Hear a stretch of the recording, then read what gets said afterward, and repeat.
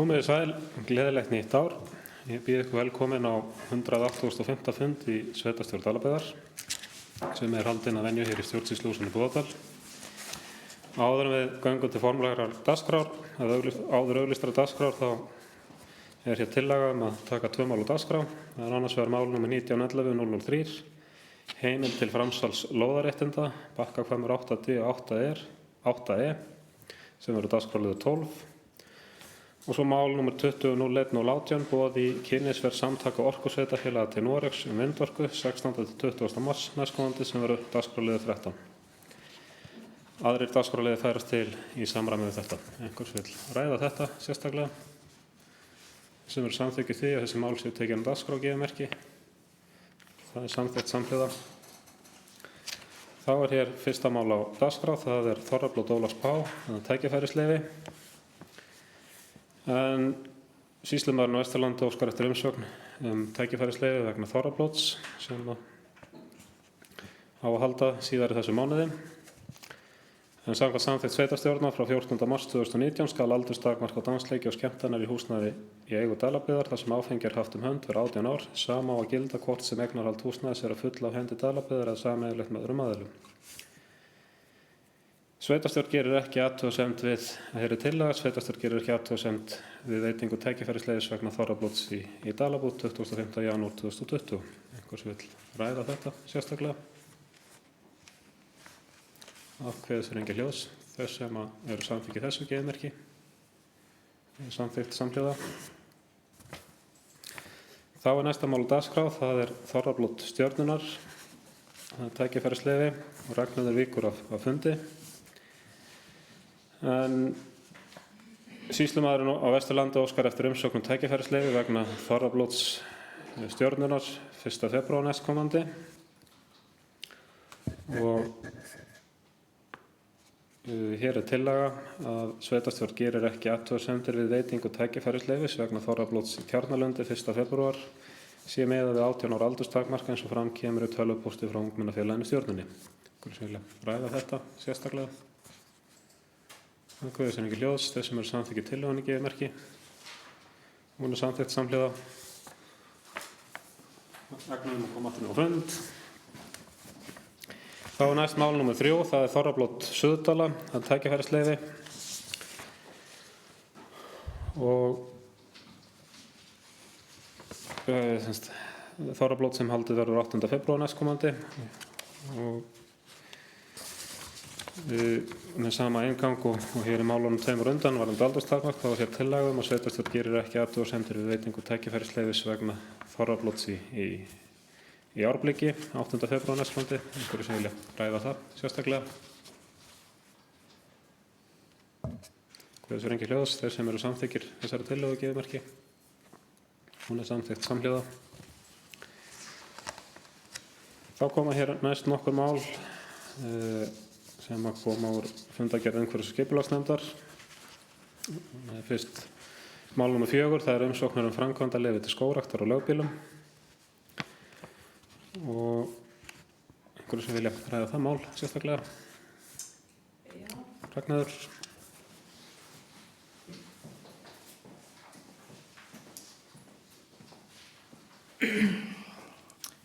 Góðir fundamenn.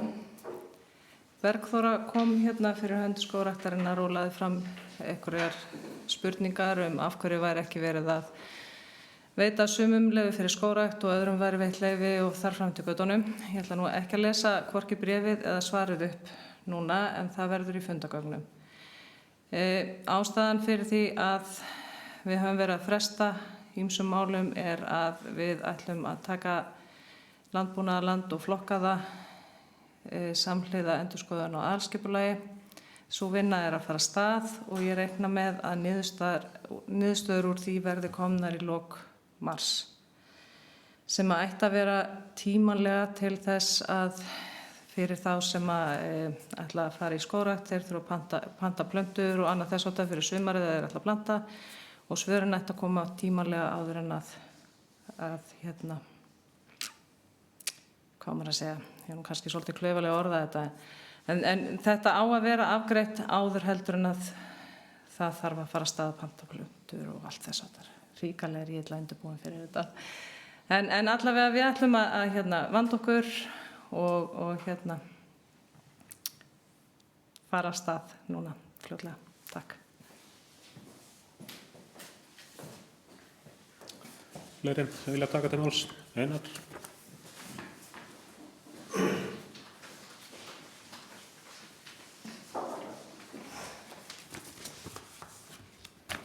Oddviti, ágætu fundarmenn, ég gerir mér alveg grein fyrir því að menn séu að reyna að vanda sig en nú þetta búið að hanga yfir í 1,5 ár þessar frestanir á þessu og ég aðeins búin að kynna mér þetta meira síðan á síðasta fundi og ég sé í raun og ekki til fyrirstöðu að við eigum að geta samþykkt allar þessar beiðnir nú þegar. Við erum með aðalskipulag sem í gildi þangað til þetta nýja kemur og þetta rúmast allt þar inni og þetta sé náttúrulega bara pólitísk ákvörðun og ákveðin stefnubreiting Nú, ég veit ekki hvað margir hafa kynnt sér aðalskipulag en ég viðurkenni það að ég var ekki búinn að kynna mér það mikið þangað til fyrir svona viku þá fór ég að glugga í þetta og það er athyglisvert með leyfi oddvita langar mér að lesa kannski nokkra punkta upp úr því. Í kafla 2.8.2 markmið fyrir landbúnaðarsvæði eru sett fram 5 markmið.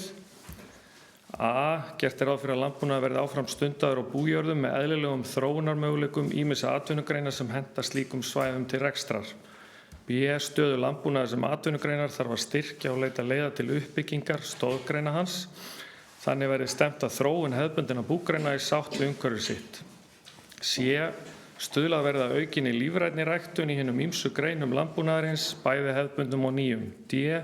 Stuðlað verði að eflingu og mjólkurframleiðslu á svæðinu.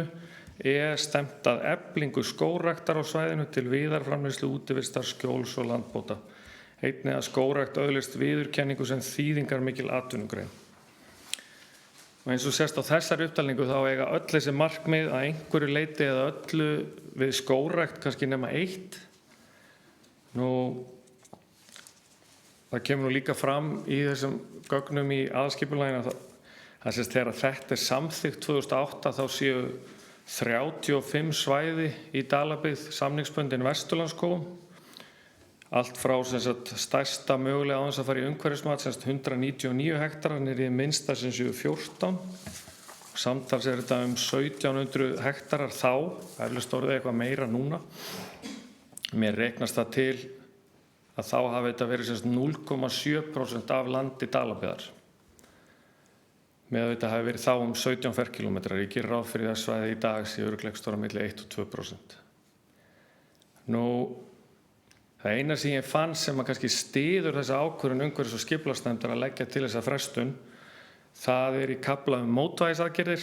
Þar stendur að gæta skal umhverfissjónarmiða þegar farið í skógrækt. Ekki skal taka gott landbúnaðarland undir skógrækt, sem sagt tún, eða þar á meðal tún. Ég get ekki séð að ákvörðun umhverfis- og skipulagsnefnd tengist þessu atriði. Þeir hafa allavega ekki vísað í þetta, þeir hafa ekki vísað í neitt annað í aðalskipulaginu þegar þeir hafa ákveðið að fresta þessu alveg frá fyrsta fundi. Mér sýnist þegar maður les aðalskipulagið sem að verða 15 ára gamalt að skógrækt hafi verið gert mjög hátt undir höfði í landbúnaðarkaflanum. Og persónulega finnst mér að við eigum bara að virða það og sjá svo, og ég gerir náttúrulega bara ráð fyrir því að þetta nýja aðalskipulag og vonandi gerir það að verkum að allar þessar umsóknir fljúga í gegn. En við getum kannski ekki reiknað út þessir aðilar sem sóttu fyrst fyrir 2 árum, það tap sem þeir hafa orðið á og þessi tími sem hefur farið til spillis hjá þeim.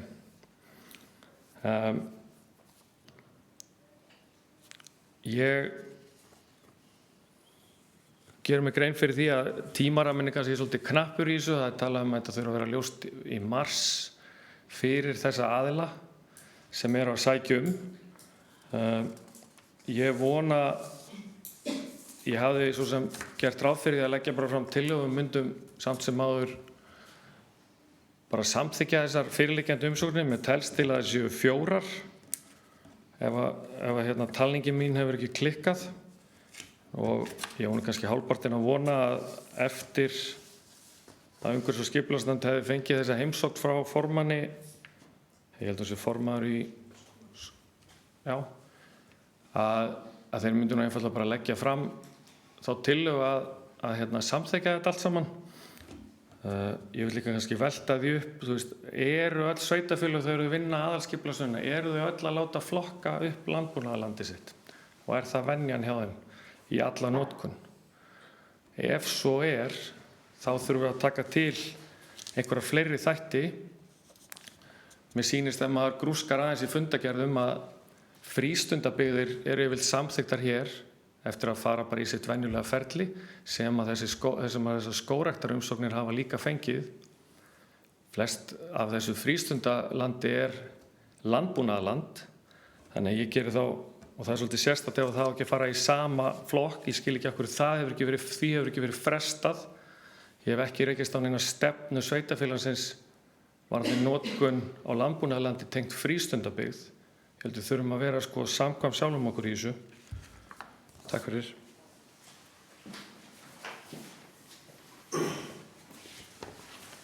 Fleiri sem vilja taka til máls? Sigríður.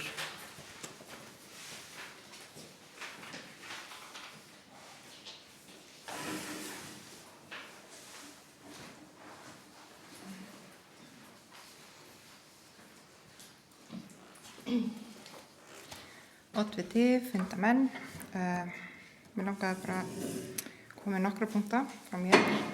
Ég las byrjaði frá Bergþóru og mér svo sem bara margt gott í því og margir góði punktar og ég alveg svo sem sammálinni með margt, en ekki allt. Og þar sem ég svo sem ekki komið upp í punktu áður á sveitarstjórnarfundi að ræða skógrækt í sveitarfélaginu, þá langaði mig að koma með smá, hvernig þetta horfið mér sem bara bónda með búfénað í sveit og í sveit sem var kannski töluvert þéttbýlari hér áður fyrr. Í grunninn ég nú almennt bara hlýtt skógrækt, sé hún stundu skynsamlega og í sátt við land og menn, til dæmis að hefta ekki útsýni, sem mikið aðdráttarafl hér í sveit, passi umhverfinu, til dæmis með val á tegundum og svo fyrst og fremst með það markmið að græða upp land sem þarf sérstaklega á því að halda. Þar með sagt finnst mér svona almenna reglan eigi að vera að gróðursetja ekki að svo stöddu í miklu mæli í ræktarland og jafnvel ekki ræktarlangt land sem geti henta betur til matvælaframleiðslu, hvort sem beitið önnur ræktun eða þess háttar. Ég tel líka að búfjárrækt og skógrækt geti farið vel saman, til dæmis hvað var að skjól og eins hvað var að bæði gæði jarðvegs og ég hef heyrt að það geti verið gott fyrir bæði þegar framleiða stundir að stunda beita skógræktarlöndum og jafnvel æskilegt. En eins og ég kom inn á, þá finnst mér að það eigi fyrst og fremst að stuðla því að gróðursetja í það land sem þarf sérstaklega á því að halda, en ekki allt sé leyfilegt algjörlega án allra hamla. Það nefnilega það sem ég óttast mest, sé það leyft ótakmarkað að gróðursetja í ræktuð og ræktanleg lönd. Að það jörðum fyrir sölu sem í góðri ræktun og þar stundu búfjárrækt, að slíka jarðir verði auðveldur og fýsilegu kostu fyrir hvern sem og í þeim sveitarfélögum sem allt leyfilegt í skógrækt, að það stuðli það gegn eða að minnsta kosti vinni ekki með að halda búfjárrækt á jörðinni. Þar sem að kaupendamarkhópurinn stækkar, sem gerir þeim sem kring eru, jafnvel erfiðara fyrir og á vissan hátt. Í mínum huga það gæti þetta orðið svona hálfgerð eyðibýlastefna því að það skiptir svo miklu máli fyrir alla að hafa aðra, sérstaklega þegar að vera að stunda búfjárrækt.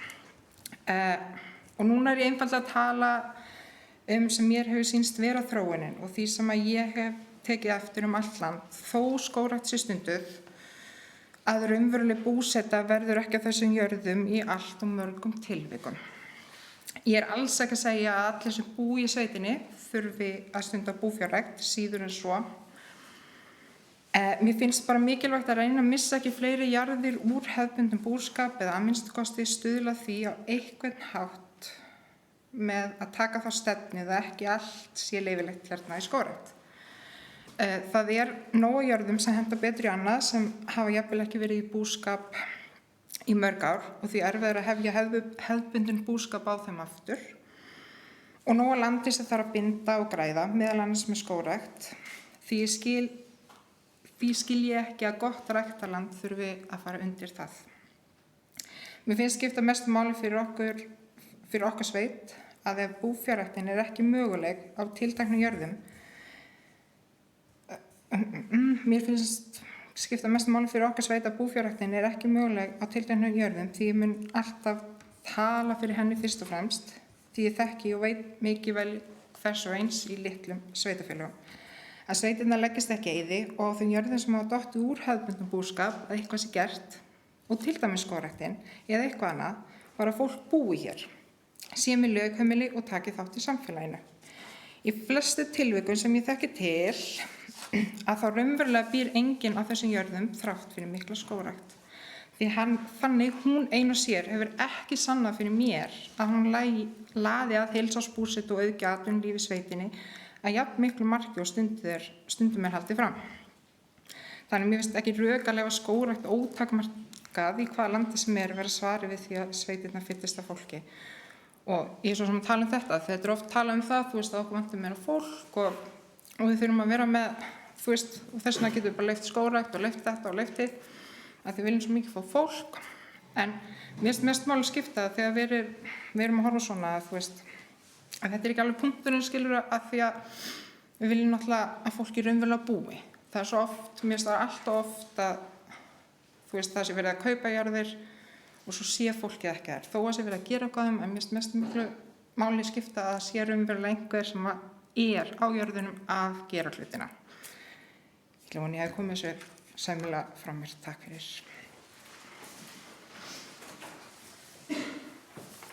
Fleiri sem vilja taka til máls? Einar?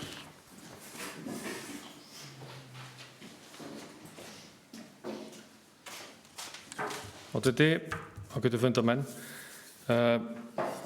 Ég er alveg talsmaður þess að ekki ana neinu og vinna málin vel og allt í því. Mér sýnist samt þessar umsóknir sem við höfum fengið, þar eru menn ekkert að ana neinu. Menn eru búin að leggja mikla vinnu í þetta. Jafnvel búin að kaupa til sín eitthvað til að taka út landið og annað slíkt.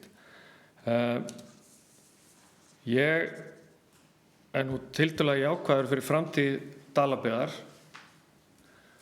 og ég einhvern veginn horfi frekar á það þannig, ég vil frekar fá einhverja búsetu á þær jarðir sem eru stundum að fara heldur en enga.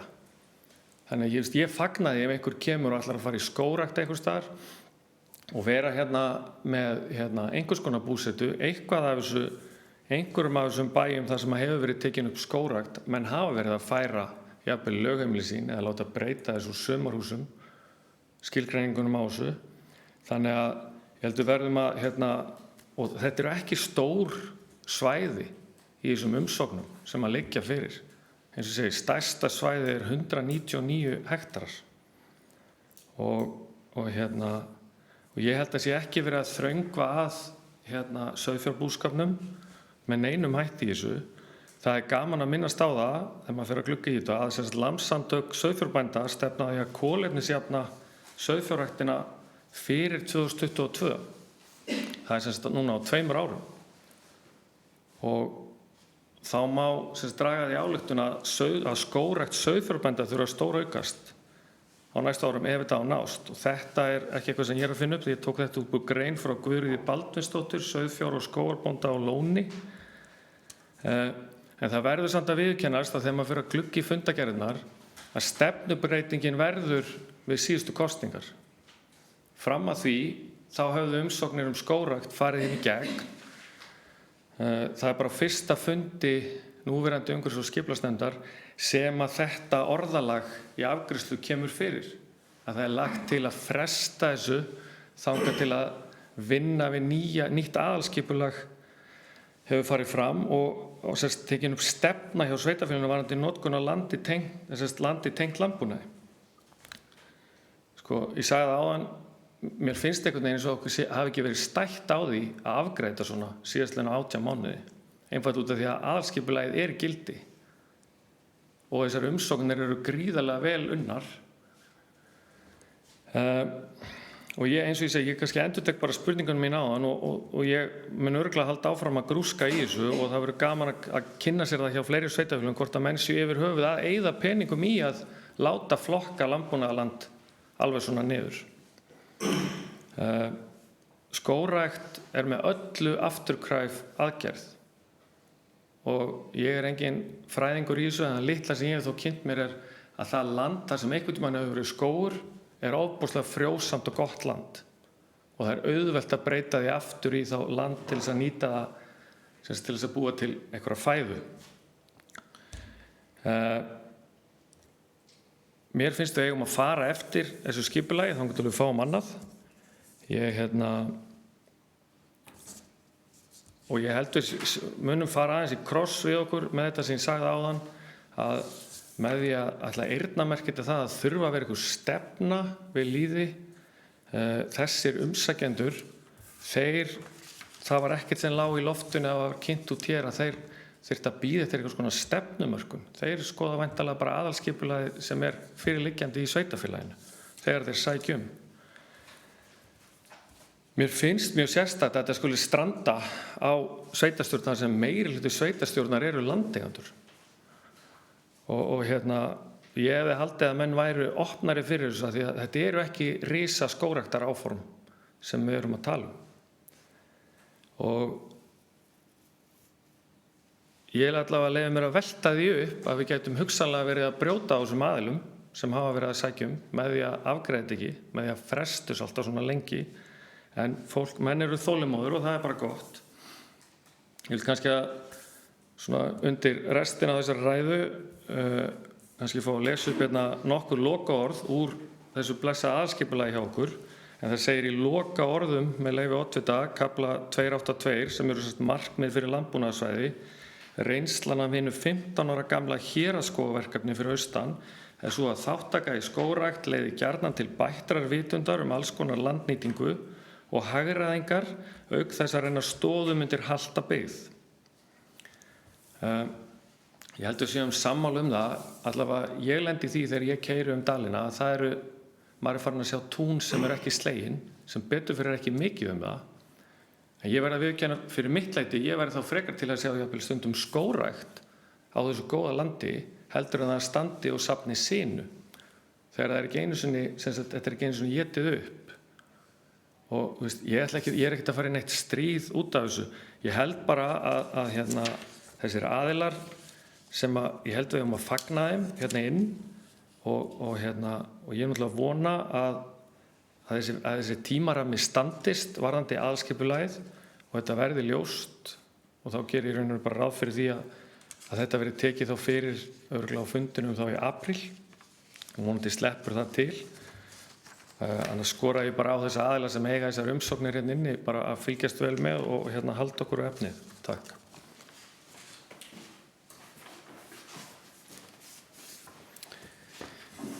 Fleiri sem vilja taka til máls? Sigríður.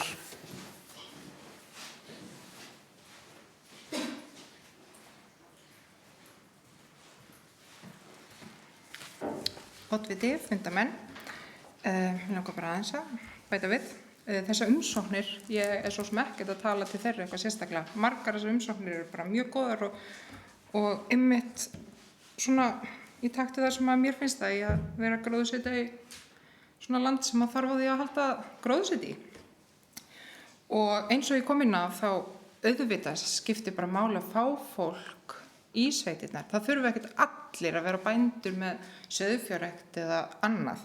En það skiptir okkur samt máli að reyna að halda samt þeim jörðum sem eru í búfjárrækt.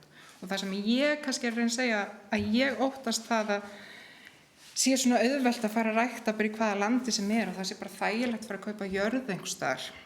Og hún með fullt af góðu ræktarlandi og það rosa auðvelt að setja fullt af trjám þar niður.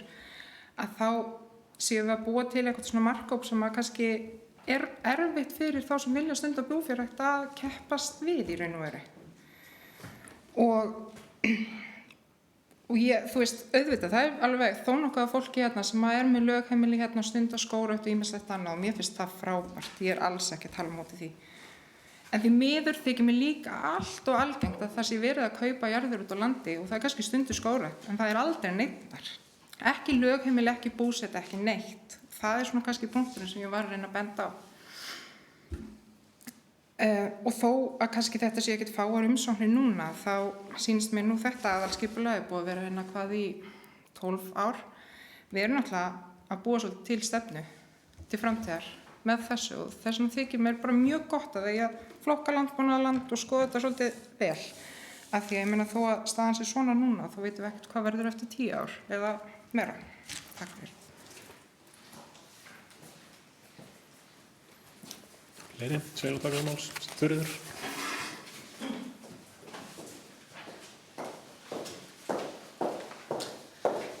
Oddviti og fundamenn, mér langar aðeins að leggja orð í berg. Ég þakka Bergþóru fyrir erindið. Ég skil vel áhyggjur skógarbænda á svæðinu. Skógrækt er jú landbúnaður og eins og Bergþóra bendir á er skógrækt afturkræf framkvæmd.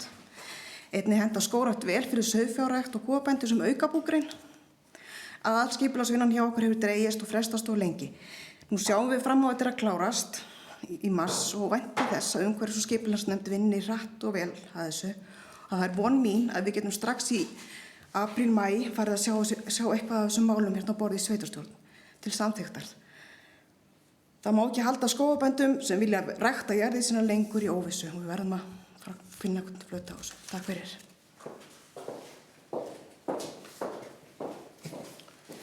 Fleiri, sem vilja taka til máls.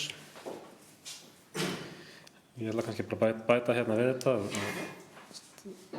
Við samþykjum með að það er hér dagskrárliður eftir það sem að við erum að samþykkja verksamning varðandi vinnu við aðalskipulag og samkvæmt áætlun hans þá liggur alveg fyrir að flokkun á landbúnaðarlandi er forgangsverkefni sem á að liggja fyrir vorið. Og man ekki hvort ég sagði þetta hér á síðasta fundi en það stóð til, svo við förum yfir þetta, við gildandi aðalskipulag Dalabyggðar, það rann út 2016, það semst var frá 2004 til 2016. Það er náttúrulega áfram í gildi en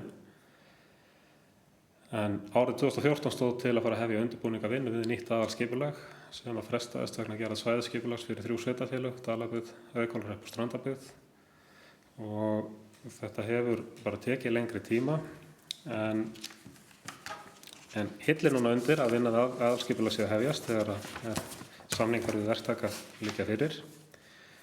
Og ég veit til þess að í nýsamþykktu aðalskipulagi Eyja- og Miklaholtshrepps sem var samþykkt í fyrra ef ég man rétt, þar er farið í mjög ítarlega flokkun á landbúnaðarlandi. En svo við klárum þennan dagskrárlið þá er allavega hérna liggur fyrir tillaga frá umhverfisskipulagsnefnd að fela skipulagsfulltrúa að svara erindi Bergþóru. Einhverju sem vilja ræða þá tillögu sérstaklega. Þeir sem eru samþykkir því að staðfesta álit umhverfisskipulagsnefndar gefur merki. Það er samþykkt samhliða. Þá er næsta mál á dagskrá, það er mál nr. 5 sem eru minningagarðar í Dalabyggð. Þetta er mál sem kom hérna fyrst fyrir í nóvember og fyrst á þarna fundu umhverfisskipulagsnefndar 1. nóvember og svo fundu sveitarstjórnar 14. nóvember.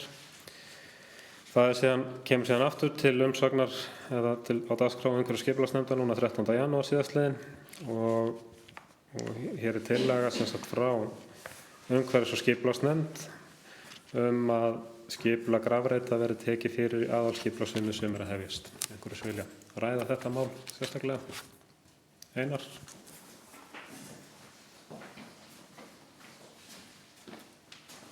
Ágætu fundamenn, ég ætlaði nú bara örstuð, ég ætlaði nú að þakka umhverfis- og skipulagsnefnd fyrir sína vinnu í þessu máli. En eins og segir í minnisblaðinu frá umsjónarmanni framkvæmda þá felst engin fjárhagsleg skuldbinding í að skoða skipulagsliðina á þessu. Það er mikil gerjun í þessum málum og með skilst að liggi fyrir inn í þinginu einhver vinna í þessu að rýmka þessar reglur og allt þetta og það er mikið að gerast í þessu. Ég tel líka að það sé mjög mikilvægt fyrir að sveitarfélagi taki jákvætt á svona erindum sem koma til okkar og þessi afgreiðsla ber vott mjög góð vinnubrögð á mínum mati. Takk. Fleiri sem vilja taka til máls? Svo er ekki. Þess sem eru samþykkir tillögu umhverfis- og skipulagsnefndar að þetta verði tekið fyrir aðalskipulagsvinnu gefimerki. Það er samþykkt samhliða. Þá er mál nr. 6, það er stefna Dalabyggðar í loftslagsmálum. Þetta var tekið fyrir á fundi umhverfis- og skipulagsnefndar 13. janúar.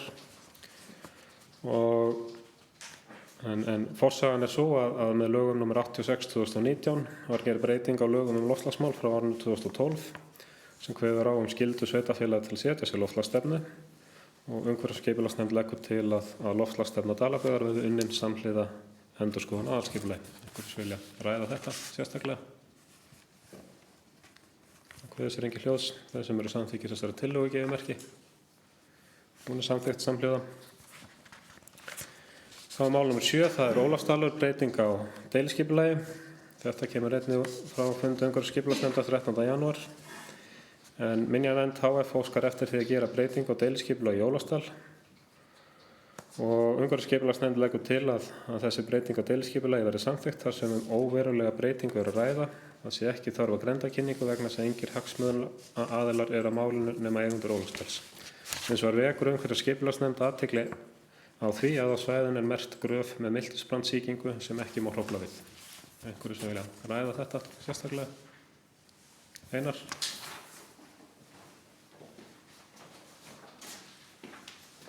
Ágætu fundarmenn. Með leyfi oddvita þá ætla ég kannski aðeins að misnota aðstöðu mína undir þessum dagskráli en það er nú samt tenging í þessu hjá mér því þetta tengist vissulega svona framtíðarskipulagsmálum í Ólafsdal. En það er kannski ekki oft sem að maður getur komið á framfæri hlutum varðandi fyrri afgreiðslur hjá manni sjálfum í störfum sveitarstjórnar. En það snýr kannski að Ólafsdal og það snýr að afgreiðslu á, held ég, fyrsta eða öðrum fundi þessara sveitarstjórnar frá 12. júlí 2018. En þar kemur tengingin við skógræktaráformin. Þar sem sagt samþykktu við samhljóða að fresta ákvörðun skógræktaráform í Ólafsdal, sem þeir lögðu inn beiðni og með þessu sama orðalagi, en nýttum reyndar þar við líka að áformin samræmast illa Tíðaranda Ólafsdals sem bændaskóla. Þetta var samþykkt samhljóða. Ég eins og þið öll, ég legg gríðarlega mikið traust á nefndirnar sem starfa hjá okkur og ég yfirleitt samþykki allt sem kemur frá þeim. Og það er bara þannig. Og ég samþykti þetta eins og þeir sem sátu þennan fund. En þegar ég skoði þetta núna þá gæti ég ekki meira ósammála þessu og þá aðalega þessari síðustu línu ég hef engar forsendur til þess að vera eitthvað að ákveða að einhver skógræktaráform samræmist illa Tíðaranda í Ólafsdal og ég hef enga og ég ætti í raun og að biðjast afsökunar á því að samþykkja svona. En ég hef enga forsendur til þess að skrifa upp á það. Ég held að þeir sem að sækja svona, þeir eru best til þess fallnir. Allt þetta fólk sem starfar í Ólafsdalsfélaginu og lagt gríðarlega vinnu þarna, ég treysti þeim til þess að hafa vita á þessu og við heldur verðum að passa okkur síðan ennþá betur þegar við nýtum einhverju svona við. Kannski skrifaði ég nú þetta bara á eitthvað reynsluleysi að hafa samþykkt svona, en í ljósi það sem hefur komið fram að nýtt aðalskipulag, þessi vinna er að fara á stað og þetta á að liggja fyrir núna eftir 2-3 mánuði, þá bara vil ég hvetja forsvarsmenn Ólafsdalsfélagsins að vera vakandi yfir sinni umsókn og þeir eru að mínum mati betur til þess fallnir til þess að segja hvað samræmist Tíðaranda þeirra starfsemi sem er í gangi þarna. Ég get allavega kynnta hér, ég mun allavega ekki standa í vegi fyrir svona umsókn aftur svo lengi sem hún samræmist bara þá væntanlega þá nýju aðalskipulagi. Takk fyrir.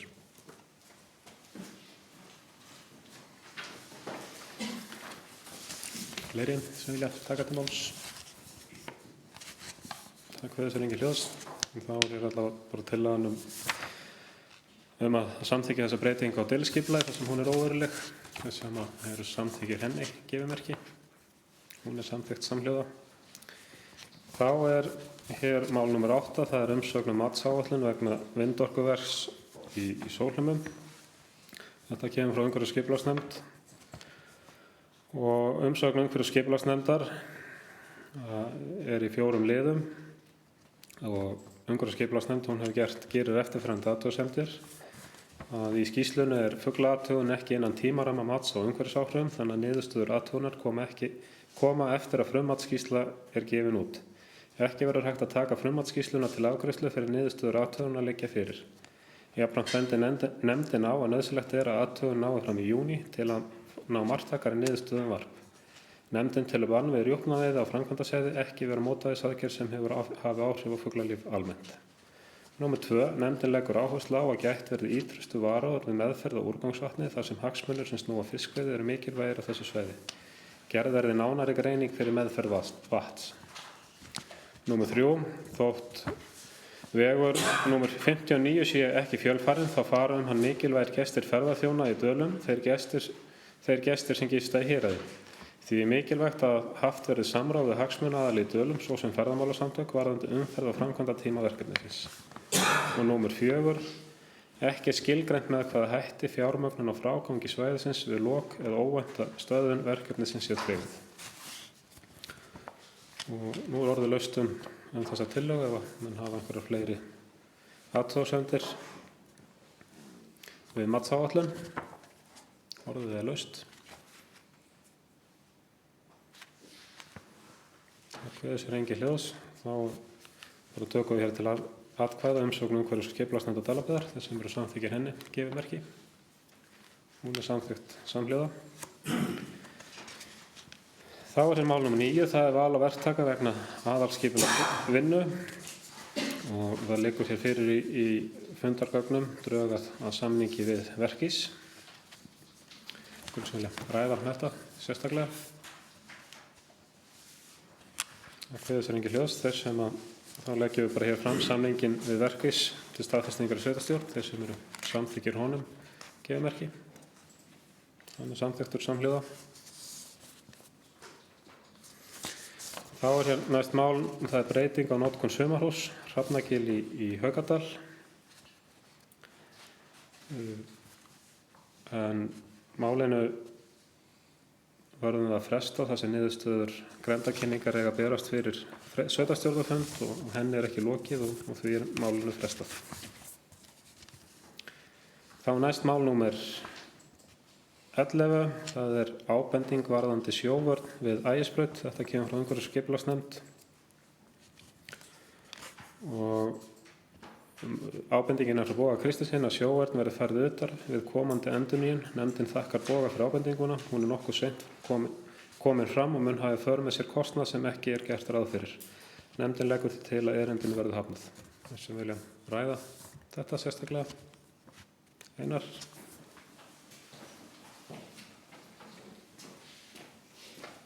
Ágætu fundamenn.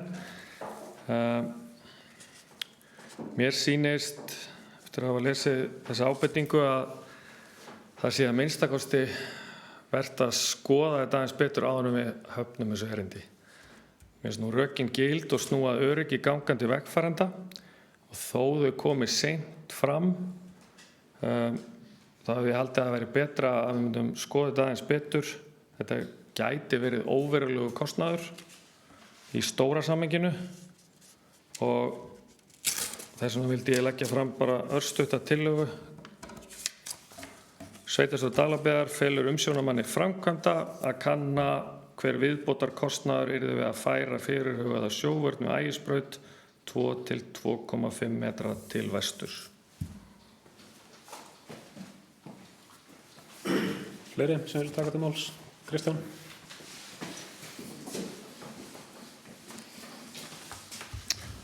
Oddviti, fundamenn, það er nú eiginlega þannig það vantar ítarlegri upplýsingar í fundargerðina vegna þess að þetta var sem sagt eftir að þessi ábending kom fram þá var farið og haft samband við vegagerðina sem er sá aðili sem kostar þessa framkvæmd og ég hef að vísu ekki neina tölur en svari frá Vegagerðinni var að það væri verulegur kostnaður á þessari breytingu og að það væri kostnaður sem að Vegagerðin myndi gera kröfu á að alfarið yrði greiddur af sveitarfélaginu af því að þeirra forsendur fyrir hönnunni væri fyrst og fremst að vernda land sem sagt gegn landbroti þarna og þess vegna þessu vörn sett. Nú það líka við athugun og það var rætt í nefndinni að þessi sem sagt teikningin sem að athugasemdin byggir á, hún gefur sjálfsög ekki rétta mynd af rýminu sem skapast við þessa breikkun. Þannig að það var eins og ég skildi umræðu í nefndinni og Kristján Ingi, umsjónarmaður framkvæmda, kom á þann fund að það yrði nægilegt rými fyrir gangstétt og gangbraut með þessari breikkun og þannig að það væri ekki þörf á henni á þessum framkvæmdum eða þessari breytingu til þess að ná þessum markmiðum sem að ábendingin einmitt bendir á. Og það líka það að þetta sem sagt, framkvæmdin umfangsmeiri heldur en sem sagt kannski forsendan fyrir ábendingunni gerðir á fyrir vegna þess að með því að þegar farið með þennan grjótgarð lengra út í fjöruna þá og enn átti byggja á upplýsingum frá sem kom bara hann í umræðu þá þarf að grafa meira niður það þarf meira magn af efni í grjótvörnina eða í vörnina til þess að ef að semst farið utar í fjöruna. En eins og segi þetta rými sem að hönnunin og teikningin þegar að tæknimenn útskýrðana að þá á þetta rými á þetta pláss að vera til staðar þannig að það á að vera eftir að ná þessu markmiði og ég held að það náttúrulega mjög mikilvægt að þarna öryggið sé til staðar og besta öryggi skils mér að myndi nást með því að setja gangstéttina sjávarmegin við götuna ekki nálægt húsum og þetta en þetta líka frekar stuttur kafli sem að ræða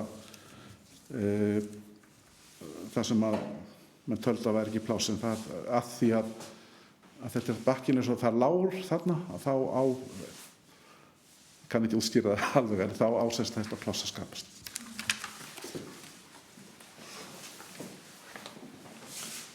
Fleiri sem vilja taka til máls? Einar?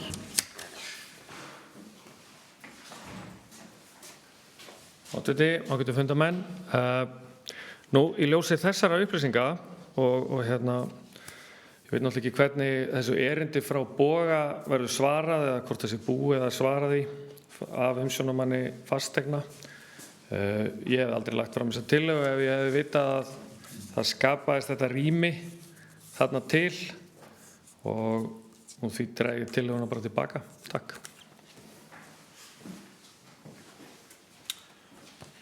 Fleiri mál? Kristján?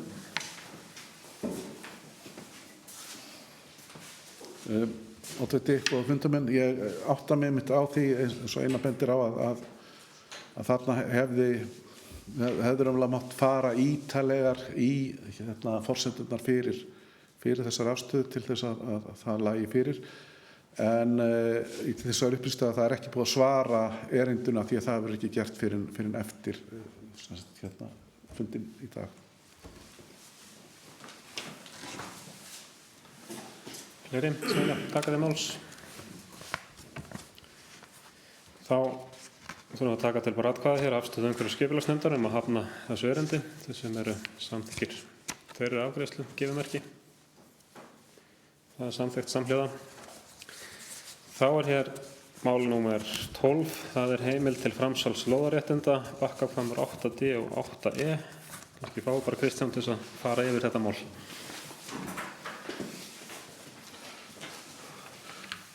Já, þetta snýst lóðirnar við Bakkahvamm 8. Lóðinni var úthlutað til Hrafnshóls ehf. Og það er gerður lóðalegu samningur við Hrafnshól samkvæmt ákvörðun byggðarráðs sem að samkvæmt samþykktum okkar fer með úthlutun lóða. Samningurinn okkar, lóðasamningurinn er svona bara nokkuð staðalaður eins og lóðasamningar eru almennt og það er semst meðal annars er þetta ákvæðum að það sé ekki heimilt að framselja lóðir sem hefur verið úthlutað fyrir en að það er semst komið hús eða semst bygging á lóðina eða það mannvirki sem að á að reisa.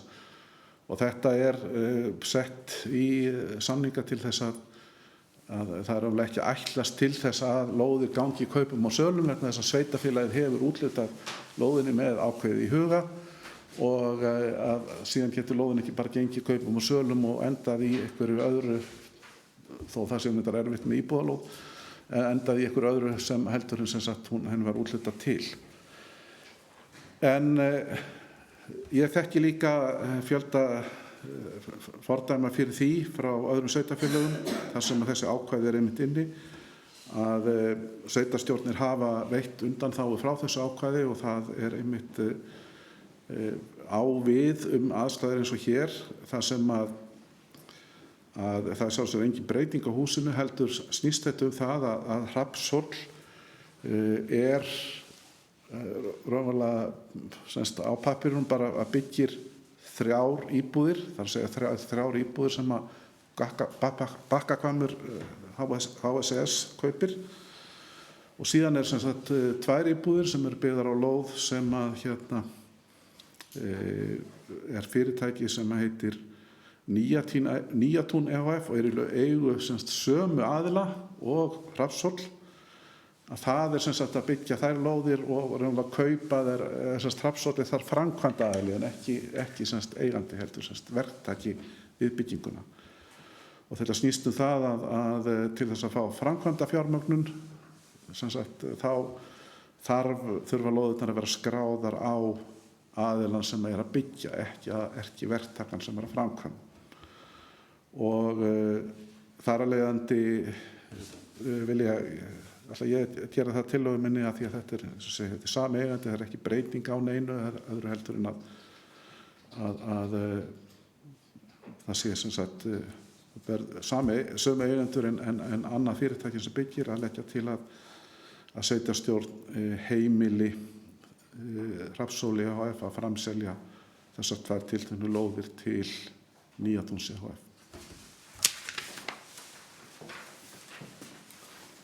Fleiri sem vilja taka til máls? Svo er ekki, þá liggur hér fyrir tillaga að Hrafnshóli ehf. Sé heimilt að framselja lóðaréttindi á 2 íbúðum fastanúmerum við Bakkahvamm 8D og Bakkahvamm 8E til Nýjatúns ehf. Fyrir sem ræða þá tillögu. Svo er ekki, þeir sem eru samþykkir tillögunni gefið merki. Hún er samþykkt samhljóða. Þá næst mál nr. 13, það er boði í kynnisferð samtaka orkusveitarfélaga til Noregs vindorku 16. til 20. mars næstkomandi. Og ég þykir Kristján til að fara yfir aðdragandann að þessu máli. Jú, þetta er góða fundarmenn. Það er semst okkur barst þetta boð í gær.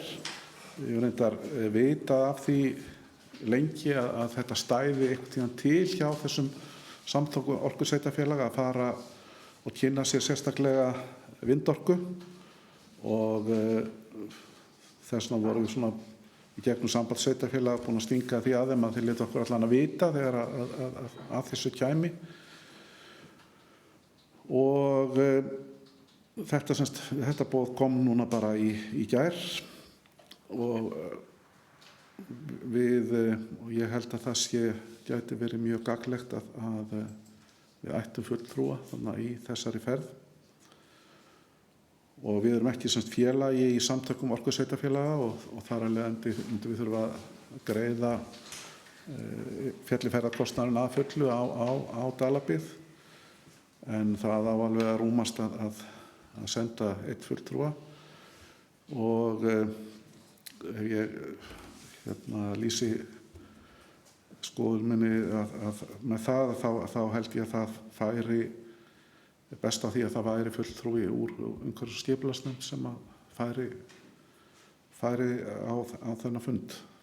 Þannig að bara til þess að þessar upplýsingar, af því það er jú sú nefnd sem að mun þurfa að vinna áfram með þetta, þannig að þessar upplýsingar yrðu áfram í þetta. Þetta er vikuferð og allavega dagskráin sem að er í fundargögnum, hún draugadagsskrá, hún lítur mjög áhugaverð út.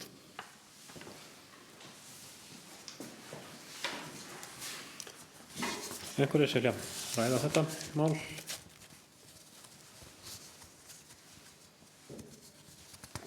Þá gerir ég það hér að tillögu að Dalabyggð taki þátt í þessari ferð og ég gerir það líka tillögu að Ragnheiður Pálsdóttir sem bæði fulltrúi í sveitarstjórn og varaformaður umhverfis- og skipulagsnefndar verði fulltrúi Dalabyggðar í þessari ferð. Svo vil ég ræða þá tillögu sérstaklega. Ákveðið sem engin hljóðs, það sem samþykkir því, gefið merki. Það er samþykkt samhljóða. Þá eru hér næst fundargerðir til samþykktar. Það er fyrst fundargerð byggðarráðs, fundur númer 239. Einhverju sem vilja ræða hana sérstaklega? Hennar?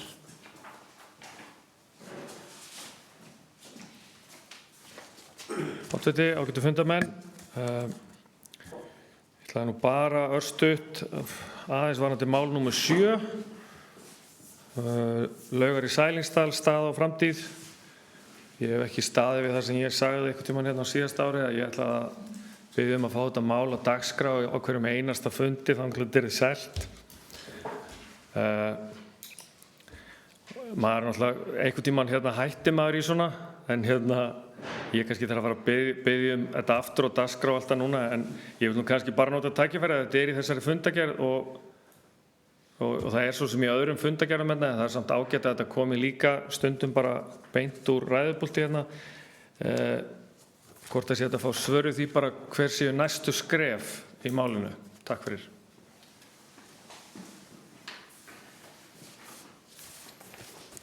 Þú svara þessu, Kristján.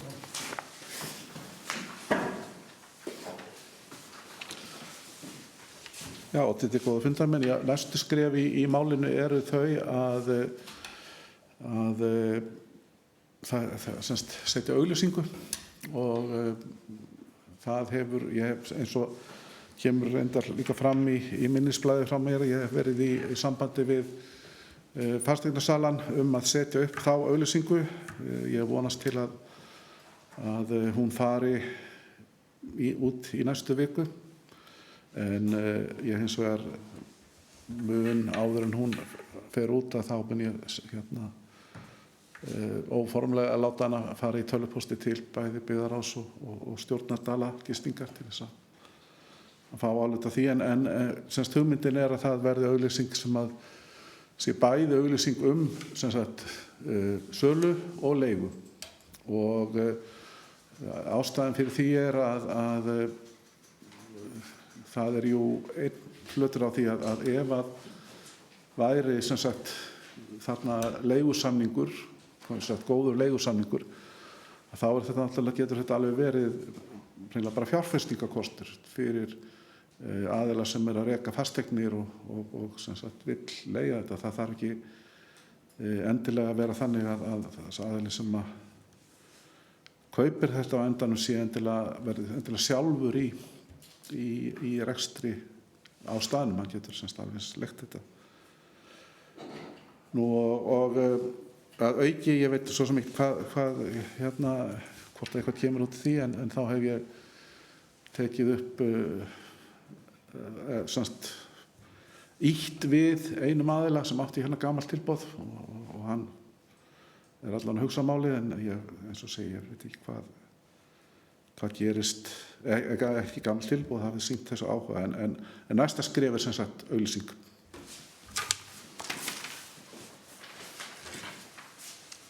Fleiri, Svíla, taka til máls. Ég sjálfum langar aðeins að fjalla eitt mál sem var tekið fyrir í þessari fundargerð.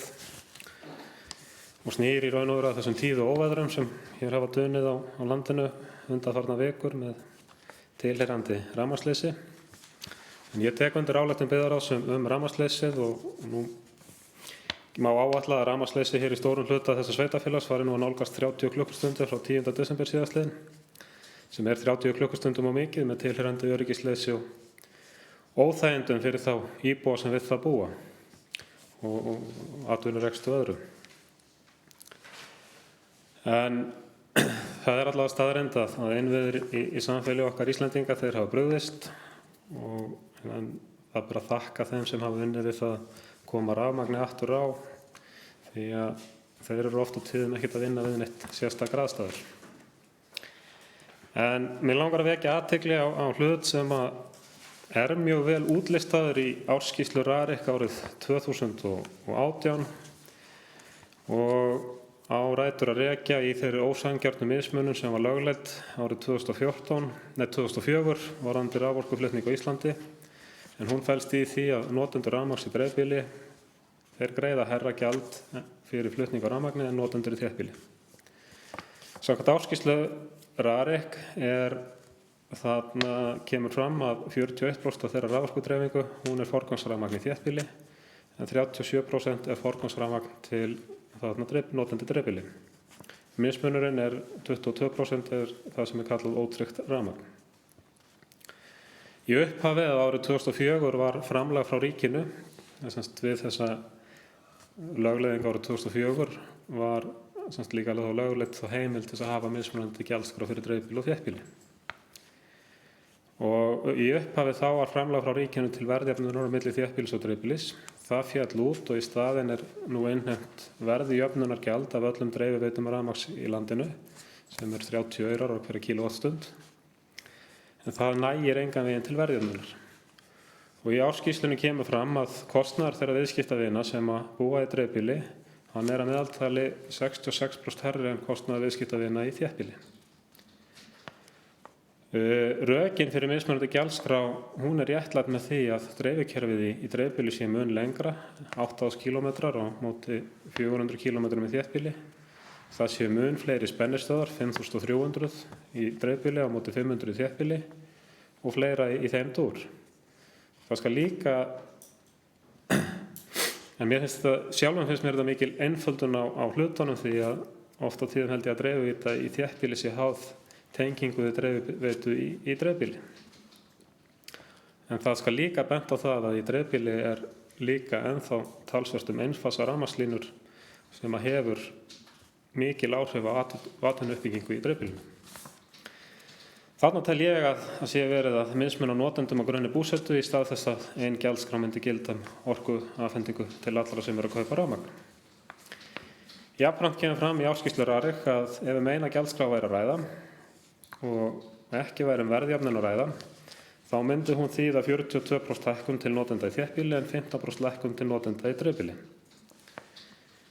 Hins vegar segja prósenturnar ekki allt því að það er umtalsverður kostnaður fólginn í því að kynda íbúðarhús með rafmagni í dreifbýli. Það þekkja þeir sem við það búa. Ég held að það myndi skjóta á að 15% lækkun á gjaldskrá RARIK fyrir heimili í dreifbýli, þó að þau njóti niðurgreiðslu til húshitunar, gæti verið 50-60.000 krónur á ári. Að sama skapi myndi 42% hækkun í þéttbýli, sérstaklega hjá þeim sem búa við heitt vatn til húshitunar, hún væri ekki nema 20.000 krónur á ári. Í ársskýrslunni er líka jafnframt bent á nokkra leiðir til þess að jafna verðmun á milli dreifbýlis og þéttbýlis, en til að svo megi verða þá vantar tæpan milljarð inn í kerfið. Þar er meðal annars bent á þann möguleika að nota arðgreiðslur úr orkugeiranum til viðbótar við núverandi jöfnunargjald. Til að setja arðgreiðslur RARIK til eiganda síns íslenska ríkisins í tölulegt samhengi, þá hefur RARIK greitt eiganda sínum arð frá ársbyrjun 2013 að upphæð 2.210 milljónir eða 2,2 milljarðar króna. Ég er því hérna með tillögu að bókun að sveitarstjórn Dalabyggðar skorar á Alþingi að nýta arðgreiðslur úr orkugeiranum til uppbyggingar í flutningskerfi raforku svo kerfið standist veðuráhlaup líkt á þessum komið hafa undanfarnar vikur. Margir íbúar landsins hafa upplifað öryggisleysis vegna rafmagns- og fjarskiptaleysis. Jafnframt skorað á alþingismenn að því verði komið á að arðgreiðslur orkufyrirtækja verði nýttar til að koma á fullri verðjöfnun í raforkuafhendingu til notenda í dreifbýli og þéttbýli. Einhverjir sem vilja ræða þessa bókun og tillöguna sérstaklega? Það kveður sér ekki hljóðs. Þeir sem eru samþykkin henni, gefumerki. Hún er samþykkt samhliða. Og þá tökum við fundargerð byggðarráðs til atkvæða. Þeir sem eru samþykki fundargerðinni að öðru leyti, gefumerki. Hún er samþykkt samhliða. Þá er fundargerð umhverfis- skipulagsnefndar frá 13. janúar síðastliðnum. Við erum búin að taka allmörg mál út úr henni til afgreiðslu fyrir á fundunum. Þeir sem eru samþykki fundargerðin að öðru leyti, gefumerki. Hún er samþykkt samhliða. Síðan er þá fundargerð stjórnar Bakkahvams HSES. Hvað vilja ræða þær sérstaklega? Kveður sér engin hljóðs. Þeir sem eru samþykkir fundargerðinni gefumerki? Það þarf ekki að... Ok. Komin hérna í næsta lið sem er fundargerð til kynningar. Þá er þetta kynningar fundargerð Sorpurnar Vesturlands. Það er fundargerð frá 11. desember. Hvað vilja ræða hana sérstaklega? Kveður sér engin hljóðs. Þú eru fundargerðir Dalagistingar EHF. Hvað vilja ræða þær? Síðan eru fundargerðir Sambands íslenskra sveitarfélaga. Það er fundargerð frá 13. desember, einhvers vill ræða hana. Það kveður sér engin hljóðs. Svo eru fundargerðir Dalaveitna. Einhvers vill ræða þær.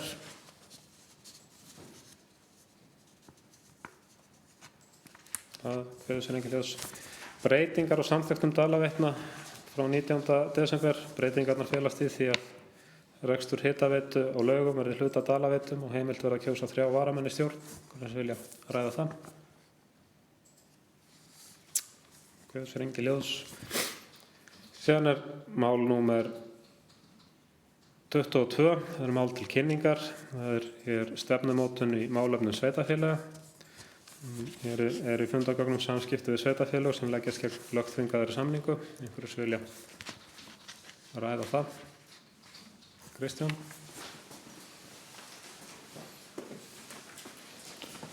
Oddviti, góðir fundarmenn, ég vildi bara vekja athygli á það sem í þessum samskiptum felst eru sveitarfélög sem að ekki eru sátt við þessi mörk fjölda sem er í þingsályktunartillögu sem núna liggur fyrir þinginu lágmarksfjölda íbúa í sveitarfélögum. Ég hef ekki brugðist við þessum samskiptum á neitt hátt af hendi Dalabyggðar því að í sjálfu sér er svo samþykkt og svo umsögn sem að Dalabyggð gerði þingsályktunartillöguna gengur ekki út af það að það sé lagst gegn þessum breytingum. En í þessum samskiptum hins vegar rætt það að mögulega verði boðað til fundar minni sveitarfélaga í febrúar minni mig og þá náttúrulega kæmi það bara hér inn ef þetta taka afstöðu til þess en aðalega þetta er náttúrulega bara hér til kynningar. Takk.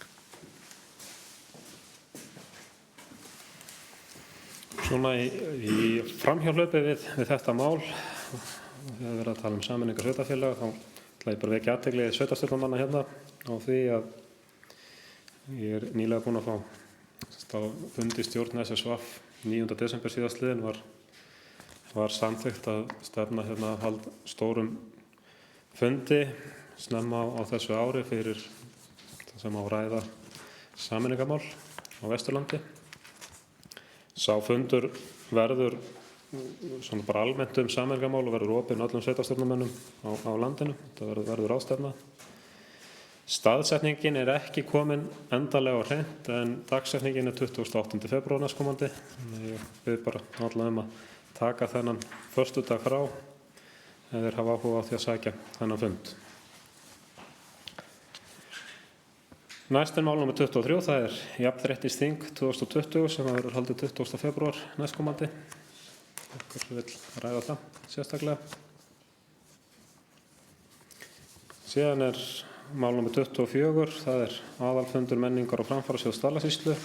Ársreikningur og aðalfundur liggja hér fram til kynningar.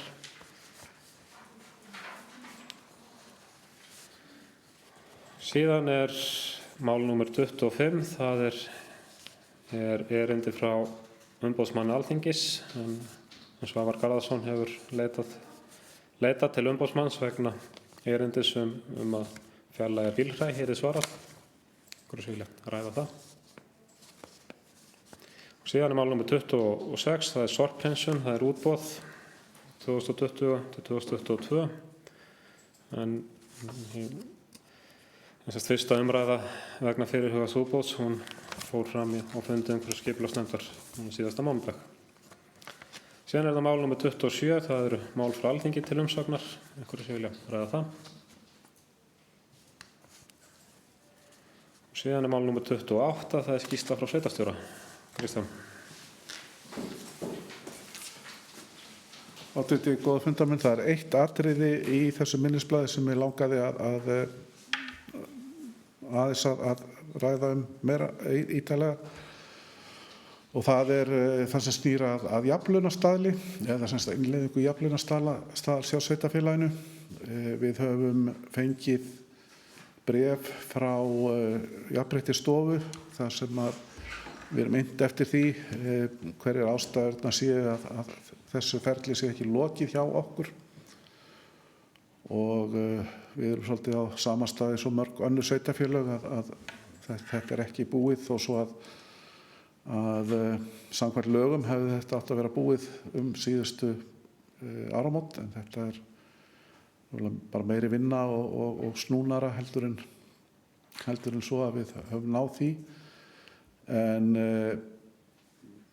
eins og kemur fram í minnisblaðinu þá hefur við verið að ræða við símafund með ráðgjafa sem að mun aðstoða okkur við þetta allavega svona fyrstu skrefin.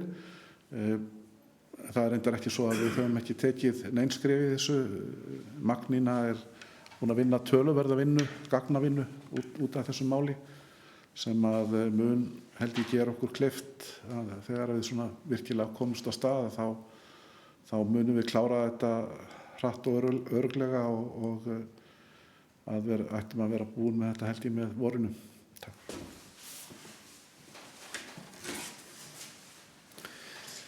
Þá er aðeins eitt mál eftir á dagskrá, það er trúnaðarbók sveitarstjórnar, þannig að við núna slökkvum á upptöku og lokum fundi, og að því loknum munum við yfirfara fundargerð og ganga frá fundargerð fundar.